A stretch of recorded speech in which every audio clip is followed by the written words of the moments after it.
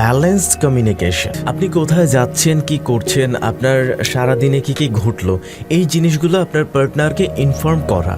হতেই পারে আপনি আপনার লাইফে আপনার ডেইলি অ্যাক্টিভিটিসে খুব বিজি আছেন, খোঁজ খবর দেওয়ার মতো বা তার খোঁজ রাখার মতো আপনি এনাফ টাইম পাচ্ছেন না। আপনার হয়তো অনেক ব্যস্ততা, তার হয়তো অনেক একাকিত্ব।